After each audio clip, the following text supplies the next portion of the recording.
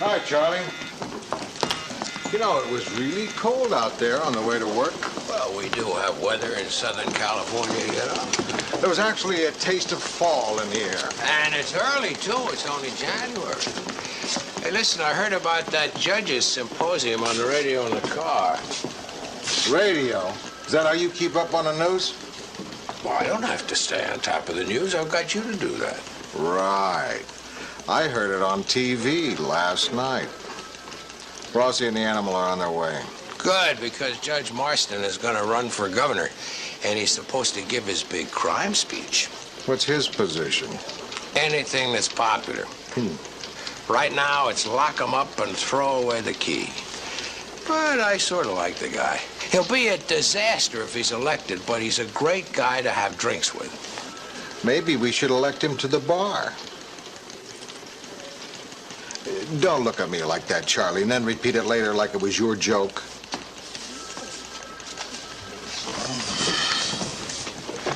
So I talked to all those parole officers, and next I'm going to a halfway house to talk to some women who've served time. That sounds, depressing. How come you're always working on stories that people don't care about? If people don't care, I'll make them care. You can't believe what these women are up against. You know, you're cute when you're zealous. Why are you always going after downer subjects? You should be working on stuff that's fun. Such as? Well, you could be an undercover bunny, ripped a lid off the Playboy Club. I did all those stories when I worked for the other side, Donovan. You know, your kind of story. The life of a bachelor, the marina lifestyle, the single scene, looking for action every night. I don't look for action every night. I observe Easter.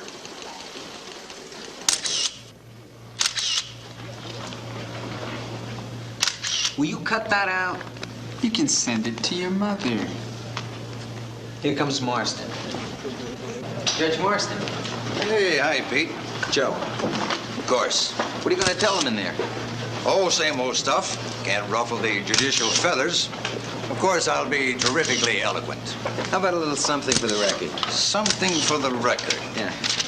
Let's see. Justice that succeeds begins in the home. Justice that fails ends up in the courts. What's that mean? Nothing, I hope. I may be running for office, remember? Hi, fellas. Nice to see you. Hi. Hi. Hey, he's gonna get it! Is he hurt? What is he hurt? Grab his hand!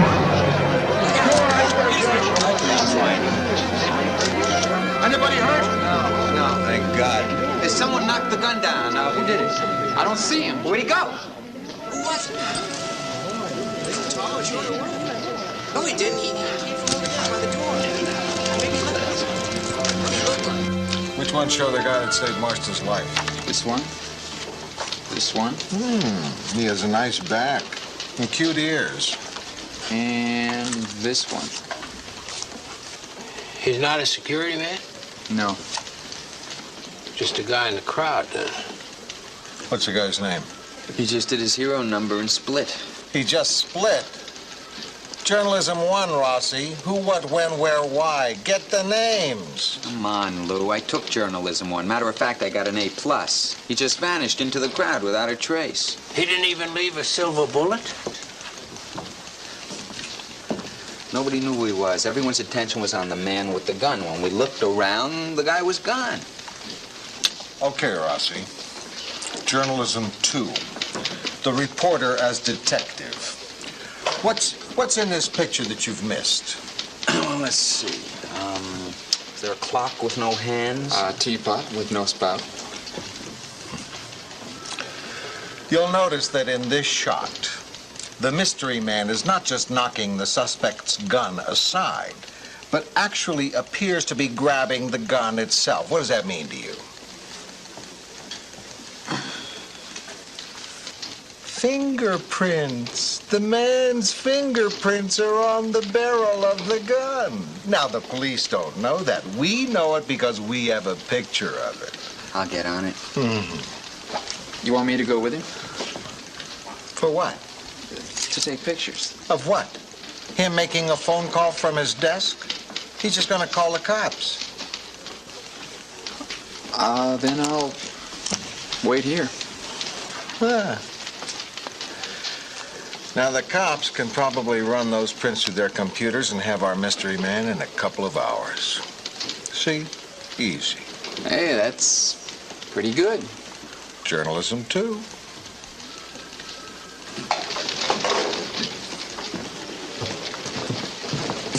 No good. What do you mean, no good?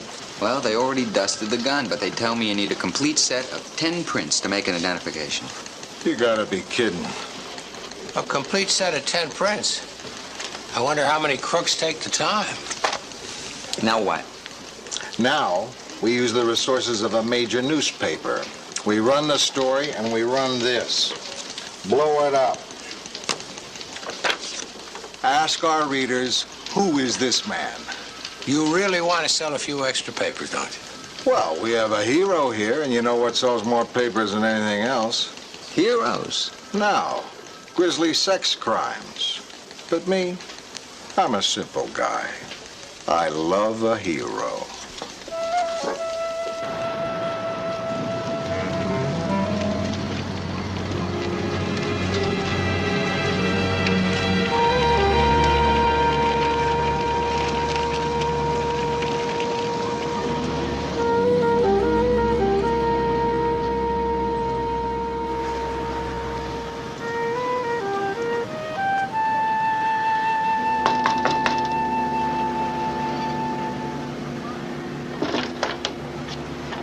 Yeah? I'm Billy Newman from the Trib. I called. I was going to see Mrs. Bartlett. Okay, come in. Thanks.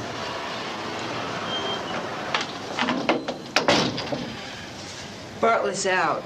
Should be back in a couple of minutes. You can wait anyway down here. Thank you. Hey, what you doing, Turkey? You're tracking dirt all over my carpet. I just cleaned this carpet. Hey, I wiped my feet. Yeah, so cold. You sure are bad. Stuff a sock in it, Ellen.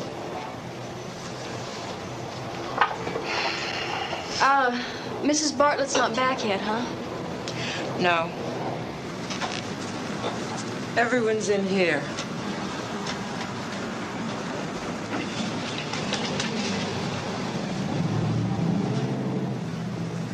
Go on. Take a seat. It's clean.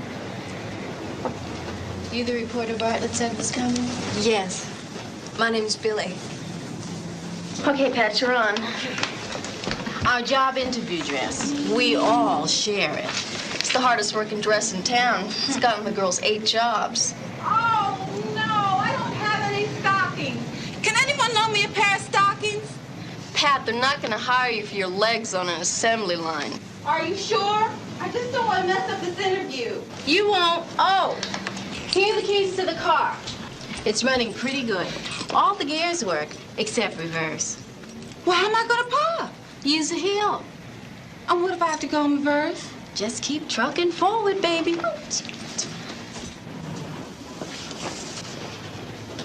Okay. How do I look? Just fine. Good.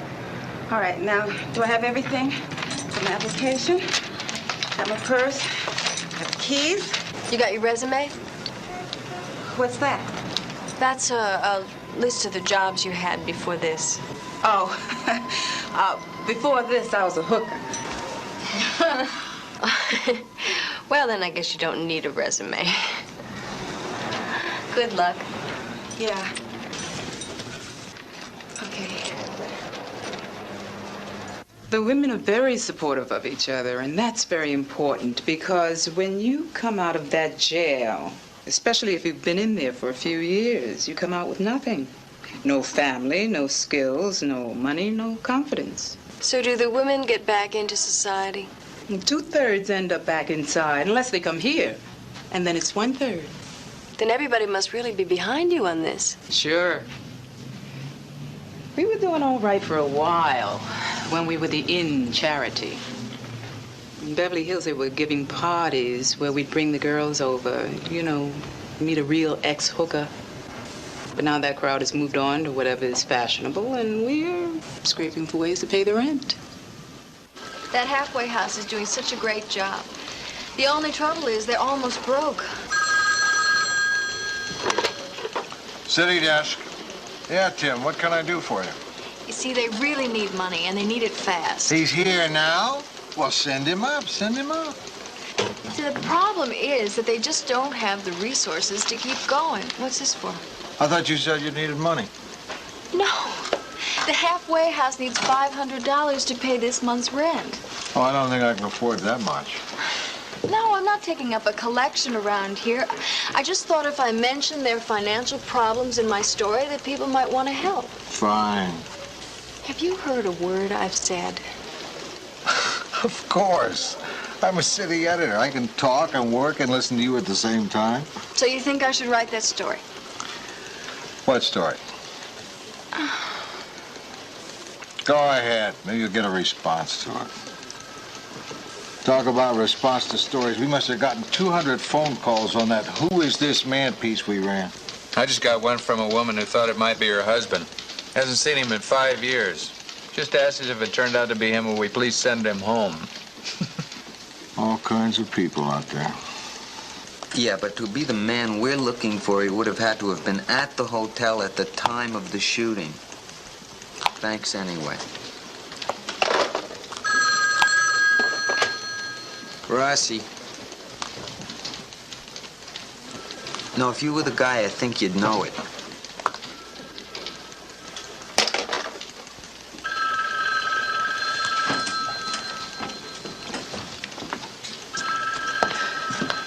You know, that picture we ran is bringing all kinds of nuts out of the woodwork. Someone's on his way up. Says he has information for us. I'll bet that's him. I'm Lou Grant. You looking for me?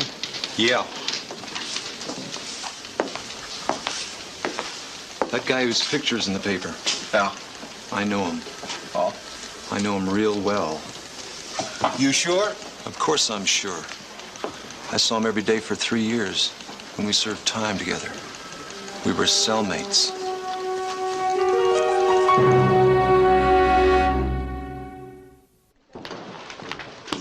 The name that guy gave us matches the prints on the gun. William Danvers of San Francisco. Our hero did hard time for armed robbery. Was he jumping parole? No, he was off parole years ago. Then why the disappearing act? I have a business number on him in San Francisco. I'm about to go out to a phone booth, put in a long-distance call, and find out. Something wrong with the phones we provide you? Just a little method of mine. I don't know why, but people give you more in an interview when they know you're calling from a payphone. I guess it's the sound of all that change clinking down. You see, they're impressed that a guy would spend his own money like that just to talk to him. I'm impressed that you would spend your own money like that. Don't worry, I'll put in a voucher for it.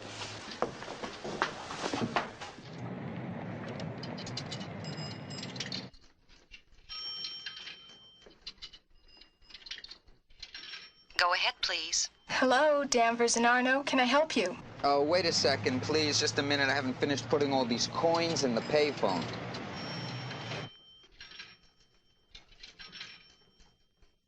I'm calling from L.A. I'd like to speak to William Danvers. I'm sorry, Mr. Danvers is out of town. Can I speak to Mr. Arno? This is Joe Rossi of the Los Angeles Tribune. This is very important. Well...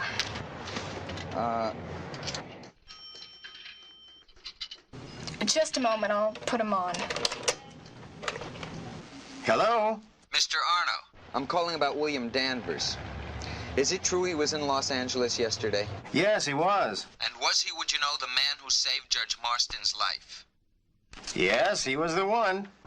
You know, a lot of people are grateful to him for what he did, but he left rather quickly. That's the kind of guy he is.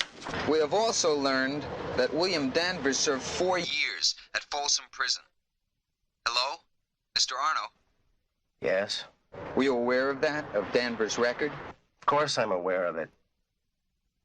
Look, would it be useless if I were to tell you a few things about Bill Danvers?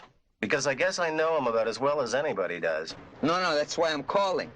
The finest man I know. Not in spite of the fact he was in jail, but maybe because he was in jail. A guy like Bill with no schooling, serving time, still built this business. Which, by the way, involves handling other people's money. And he's earned the respect of this community. Have you got that? Every word.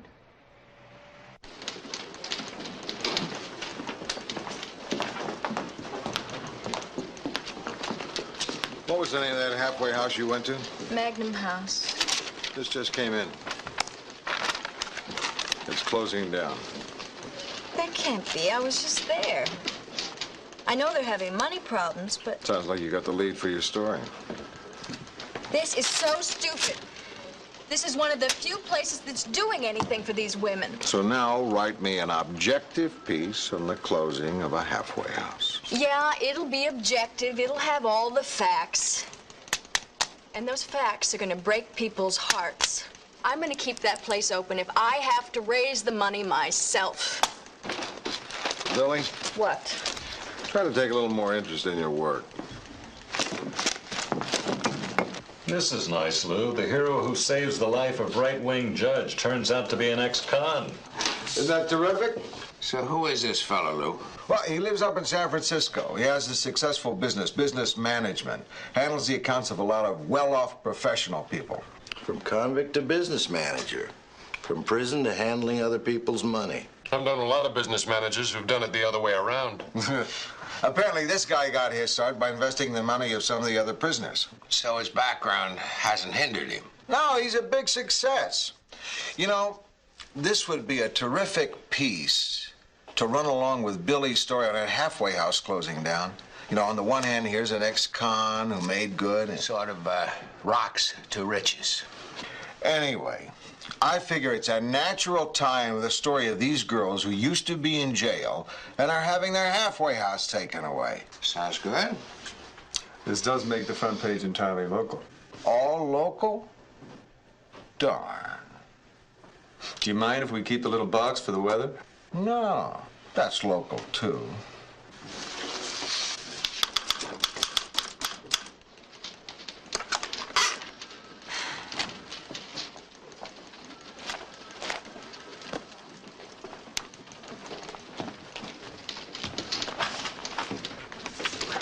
Here's the last of it.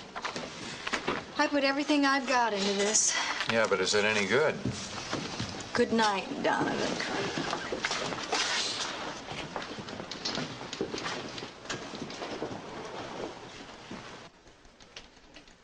It's your first time on the night desk? Don't worry. Eventually the excitement wears off. Hi, Klaus. Is my car ready? Oh, you're kidding. Well, you said you'd have it for me tonight. The carburetor, too. Oh. Yeah. Yeah, all right. Yeah, I'll see you tomorrow. You need a lift? Would you? Get that.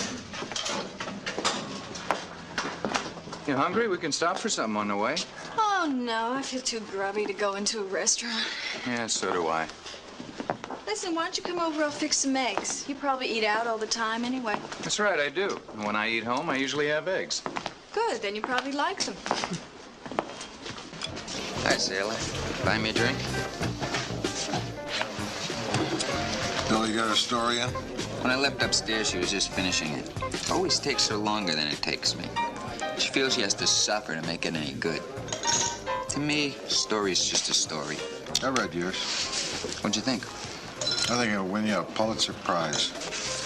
Really? No. Well, you said it's just a story. Pretty good story. Oh, how can you mess with irony like that? This hardline judge who says, once a criminal, always a criminal, show him no mercy, and has his life saved by an ex-con. Beautiful. So you really liked it? It was okay. What would have made it better than okay? Maybe if you had suffered a little.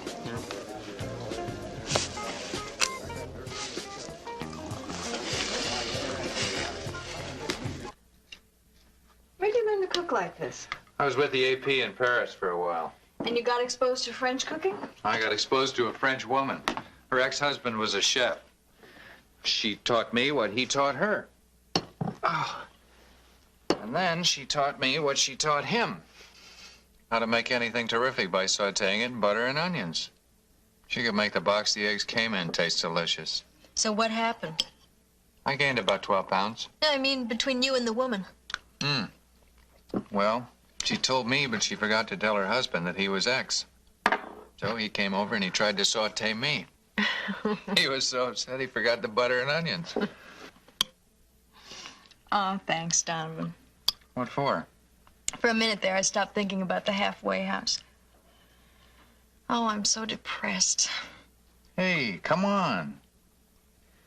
Here's to the 7 good years Magnum House had helping people. How'd you know it had been there 7 years? Read your piece. I didn't say that in my piece. Well, you should have, but I won't squeal. Look, I send them money every so often. It just happens to be one of the charities I like. I also give to a home for exiled kings. Okay, I won't squeal. Why are you looking at me funny? Well, you surprised me, that's all, Donovan. It's as if you told me you had 2 wives in Mexico or something. I do have a kid in Venezuela. It's one of those foster kids you read the ads about. I think I got a picture of it. Is that or is that not the face of a future urban gorilla? Why so flip all the time, Donovan? Why is it always life is a cabaret? What? You mean life isn't a cabaret? Look, you don't have to keep calling me Donovan. Why don't we call each other Art and Newman? Okay, Art.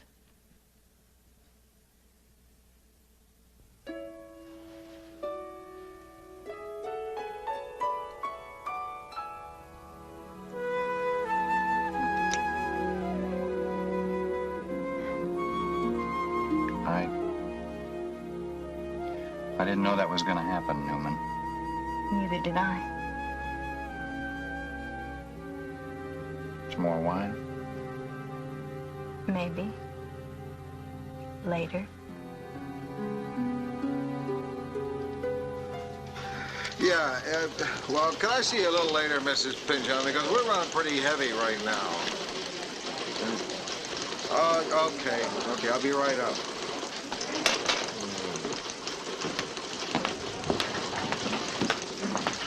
Coming in together, huh?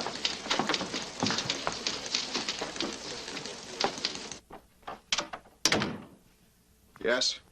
Mr. Grant, I would like you to meet Bill Danvers. Bill Danvers? Of course. Now I recognize you from the picture. It's great meeting you. I thought what you did was terrific. Yeah. Well, how do you feel about the fact that you wrecked my life?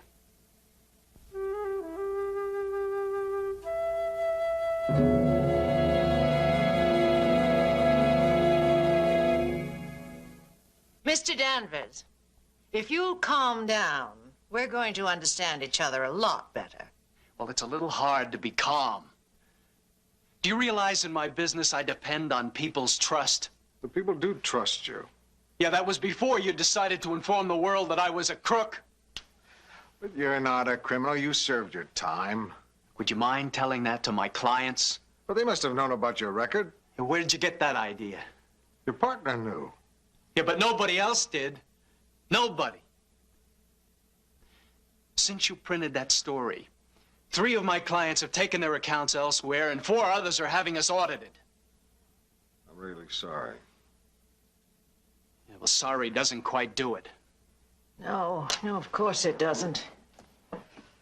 But there's nothing much we can do about it. We can't print a retraction saying we wrote the truth, but we're sorry we published it. There's no way to undo this. So I'm a little late, is that it? Are you telling me that if I would have come here before, you wouldn't have printed that story? Oh, no, Mr. Danvers, I'm sorry. Had you been here before we published the story, I'm afraid it would have made little difference. We'd have run it regardless. If I had known what this would do to you, and it were up to me, I wouldn't have pushed for it. I think what you did is a terrific thing. Yeah. Well, in prison, there's a saying. No good deed goes unpunished. I'm very sorry we ran it. Yeah, and a hell of a lot of good it does me now.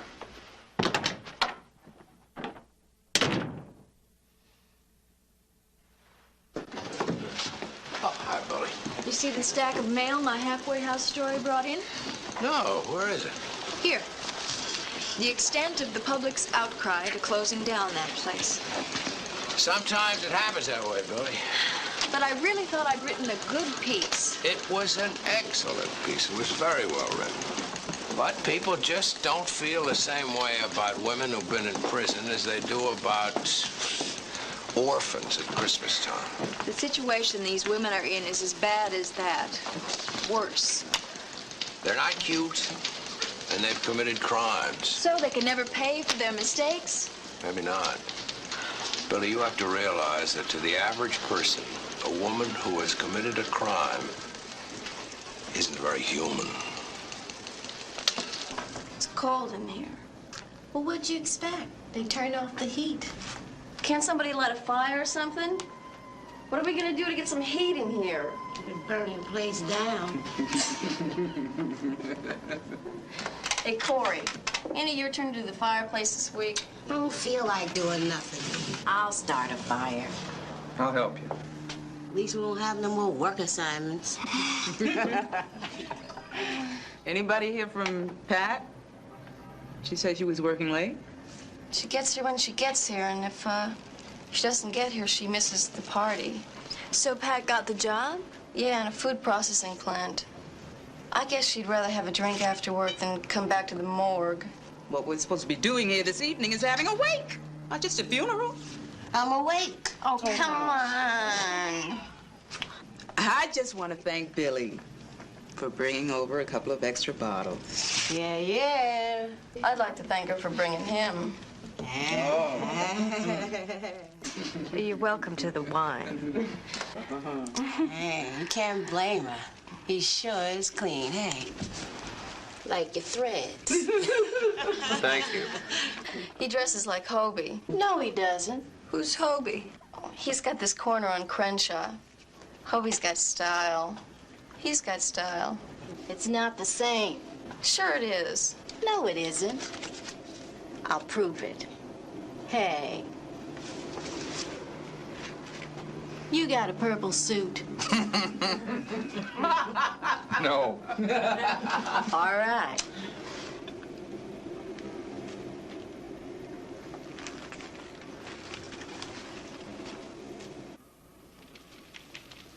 Now that's what I call a fire.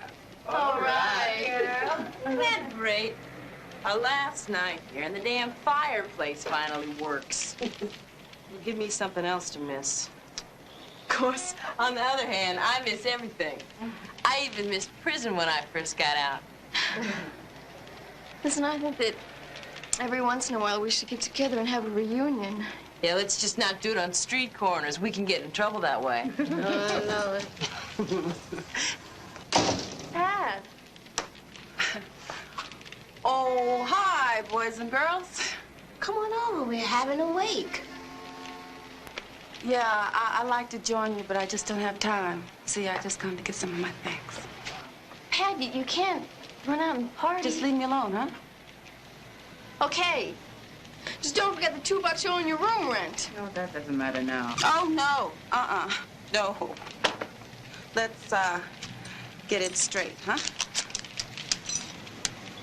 Hey, where'd you get all that bread? Oh, I got paid today. They paid you in cash. Yeah. Oh, honey, that food factory just wasn't my kind of job. You quit? Yeah. After it came out where I had been. And they all started coming down on me. Who? Oh, all of them. I'm some kind of freak, you know? They started handing me how long you served and what you in for. Why didn't you just say nuts to you? That's what I said, baby. Nuts to them. Nuts to everyone. You really showed them, didn't you? You taught them a lesson by going out and hooking. Well, at least I'm doing something I'm good at. Oh, Pat. Whatever happened at work, I know it hurt you very badly. But you always have friends here. Yeah. Right. Till they close the place down.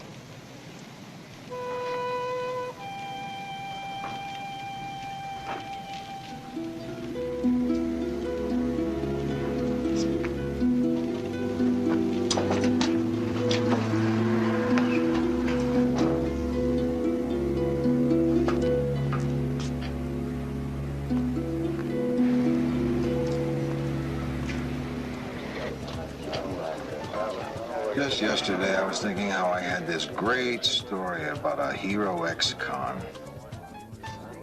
How was I to know I was ruining the guy's life? Why are you putting it all on yourself, Lou? We all thought it was a good story. Yeah, but I was the one who pushed it. Only I laid off a little. I hadn't been so eager. Stop beating yourself, Lou. It's not your fault. It's like Billy. She's blaming herself that that halfway house closed down. She feels that her story wasn't good enough, and it was. It was a wonderful story. I can't think of anybody who could have written it any better. You notice what a wonderful writer she's turned into? Yes, I have. Donovan? Yeah, Lou. Are you seeing Billy? Yeah. You don't have to answer that. I already did. Then you don't mind me answering you? No, go ahead. Are you crazy? An office romance right in the newsroom? Why not? Look, Billy is special. I agree. I couldn't agree more. She's wonderful. Lou, she's what I've been looking for, and she's been right here all the time. I didn't know you were looking. Neither did I. Until I met someone who is so straightforward and real and bright and caring and fun. Well, sure she is. It's so great the way she's always so together. So sort of neat, but soft. Do you know what I mean? Well, yeah. And the way she does things. She's a fine reporter. I mean the little things. The way she comes into work in the morning, sits down at her desk, all fresh and alert. The way she throws her purse over her shoulder when she's going out. The way she crunches her cereal. Don't tell me about cereal. Lou, I'm 37 years old. I have a bald spot on my head. It's endearing, but it's still a bald spot. I'm lucky I found Billy when I did.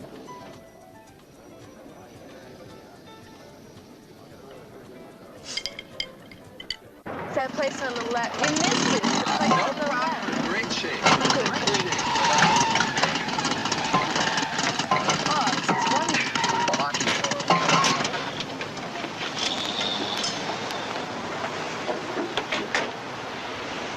It's right down the street. So, how long has this been going on between you and Donovan? It's not of this. And this has been going on for a few weeks. Pretty heavy, huh? No, we're just dating. Thought it was more than that. Neither one of us is into more than that. Well, this is it.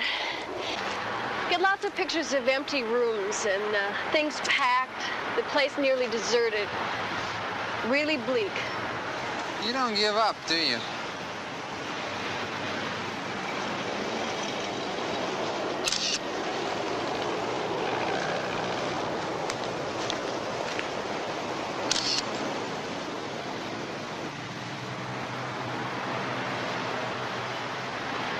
Charlie, when's the last time you did a story and couldn't sleep after you printed it? Lou, I lose sleep over every story we print.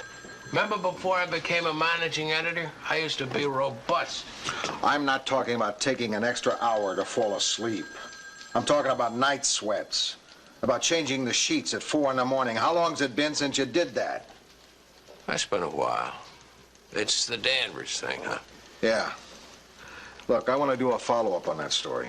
Lou. No. I think we owe it to the guy. I want people to know how this act of heroism almost wrecked his life. Lou, I see a very real danger of damaging this young man's life even more. Plus the possibility that he'd be moved to bring an invasion of privacy lawsuit that would make me want to be his lawyer. Now, what are your reasons for wanting to pursue it? I'm not sleeping, Charlie. All right. Put Rossi on it. Rossi!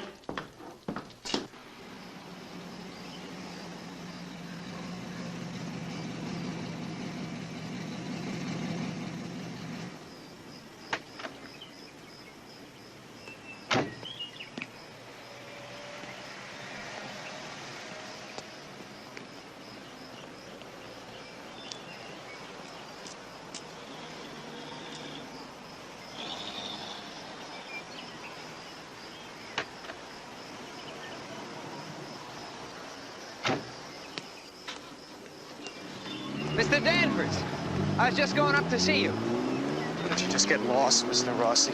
Listen, my editor wants me to do a follow-up piece. Oh, you're really unbelievable. He just thought maybe we could do something positive. At least correct the image we may have. Don't do me any favors, all right? But it's important, you know, what's happened to you since the story first appeared. Look, I'll tell you what's happened. You see that woman over there I was talking to? Yeah? Yeah. Well, she was my fiancée. She just broke off her engagement because of you and your stories. Now, how's that for a follow-up, Mr. Rossi?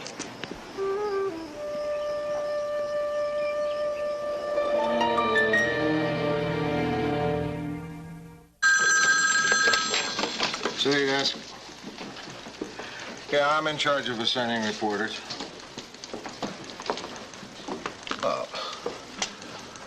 Harassing is kind of a hard word. Danvers' girlfriend. Meet? Yeah, I guess we could meet. I know Lafayette Park. How will I know you? Me, I'm about 5'9" and slightly balding, and weight is in the range of chunky. Yeah, I'll be wearing a brown suit. Yeah. Okay.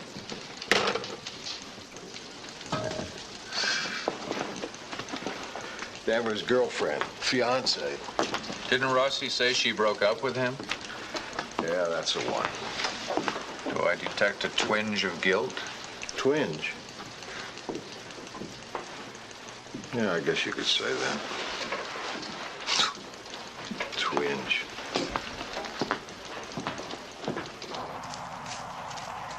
Are you Mr. Grant?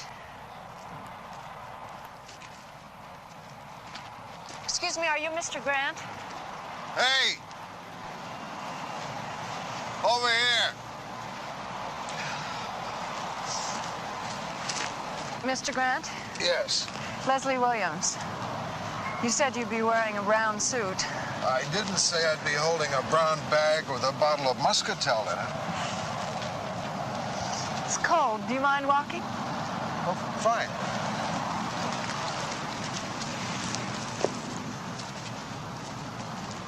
I want to tell you, your reporter, Ross, what's his name? Rossi. Yes. He's already done enough damage. I really don't like him pestering me. I'm sorry he upset you. He was only doing what I told him to do. Don't people have private lives anymore? Sure they do. I'm really sorry for what happened.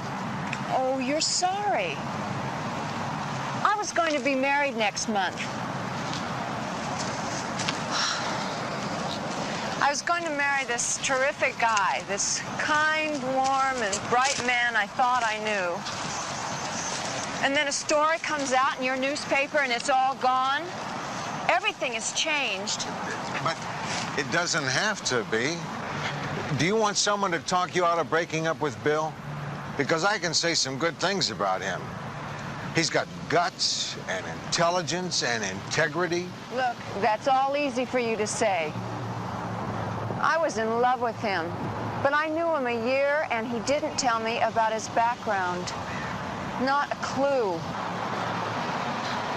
Maybe because he was afraid you'd be doing exactly what you're doing. It's not his record that bothers me. Or maybe it does. But what really hurts, what really makes me think he's not the man for me, is that he didn't trust me enough to tell me. Okay. You've got all this to get off your chest, and you're starting to get it off. Now, I've got to go back to the office. So why don't you tell the rest of this to that swell guy who'd love nothing better than to hear from you right about now? This is not a spat. We've really broken up. I realize it would be nice for you right now if I'd go running back to Bill. But I don't feel like living my life to salve your conscience. Even this once?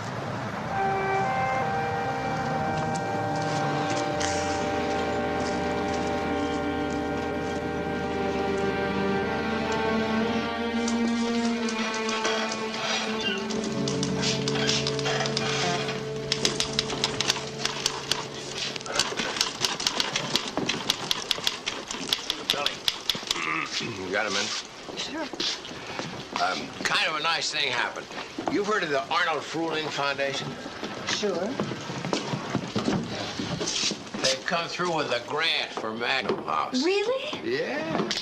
So you see, someone does read articles like the one you wrote, sometimes. Arnold Fruehling? No, Mrs. Pinchot. No, I wouldn't say that I, twisted his arm exactly. Oh, he might say that I did. But how did you do it? Why, Miss Newman, one of the things you learn as head of a big newspaper is how to delegate guilt. The Fruehling Foundation came through with enough cash flow to keep your halfway house going for about 6 months.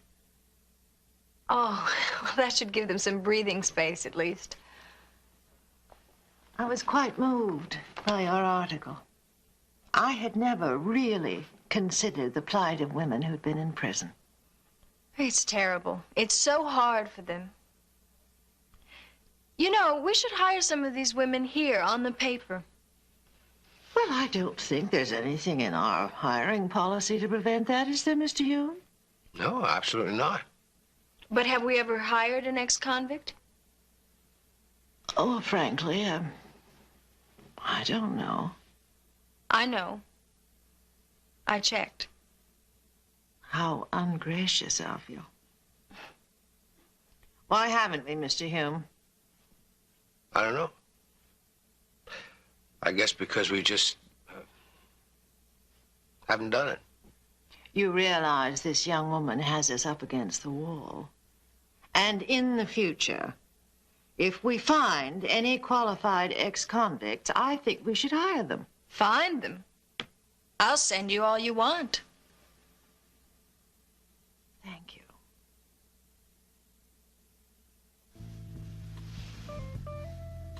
I should get up and make dinner. I could get up and make dinner. On the other hand, I could just open another bottle of champagne. The people at the halfway house were so ecstatic when I called. They had only 3 days left on their rent. The first Fruehling check should come in before then. You brought Magnum House back from the dead. No, I didn't. Mrs. Pinchot did. Boy, am I crazy about that woman. She is so special. Yes, she is. This is nice. Yes, it is. I really enjoyed our seeing each other. So have I.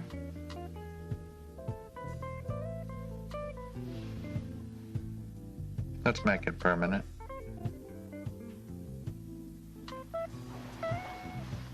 Art, are you kidding? Because you kid a lot, and sometimes it's hard to tell, and right now I need to know if you're kidding. I'm not kidding. What do you think? I wish you were kidding. I'm serious, Billy. Oh, I'm so sorry you had to spoil this moment. Now it's a better moment. No, it's not. Why not, Billy?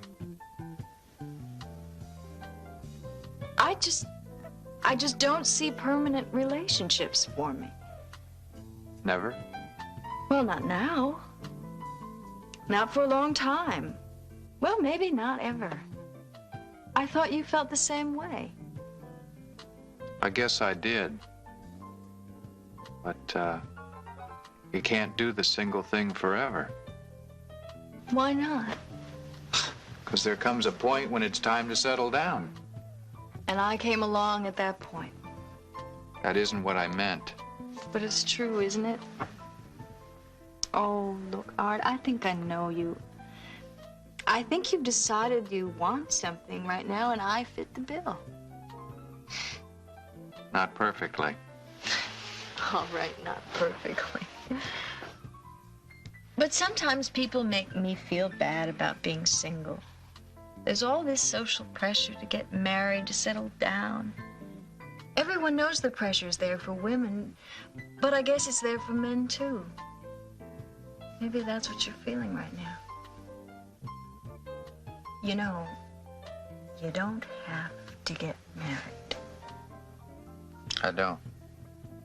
No. I never thought of that. But you always assumed you did, didn't you? Deep down all these years. If you're like me, you did. I guess you're right. You know, I've always enjoyed my life, my work. I've always felt a little guilty about that. Wonder if I'll enjoy it as much if I don't feel guilty. Be tough. You know, it's dangerous to reject your assistant city editor. I do edit all your copy. Whoops. All right. You're right. I guess I was just panicking. I could have saddled myself with the wrong woman. You want to have dinner Friday night? All right.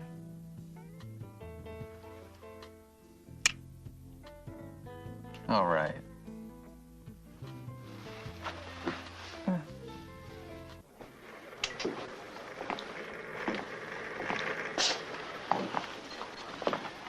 They said I might find you here.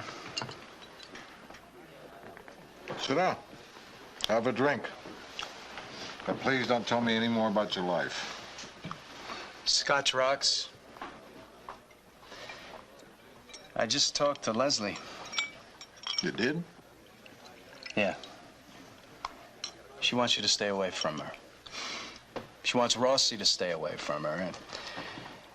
And she wants me to stay away from her. How are we gonna break this to Rossi? Well, I'm afraid that's gonna be your problem. Listen, I got some good news for you. Yeah? Those follow-up articles you wrote about me made me such a great big hero that a lot of people have been calling the firm.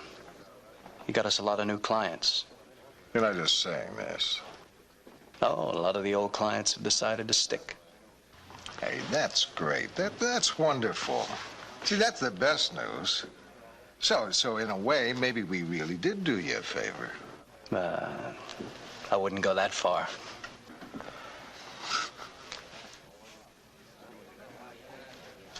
Well, maybe you did. Listen, if you're ever in San Francisco, give me a call, huh? We'll have dinner. I know some good spots. Thanks. Hey, Bill. We're in L.A. Why don't we have dinner here? I know a good place. Good. Where? Right over there.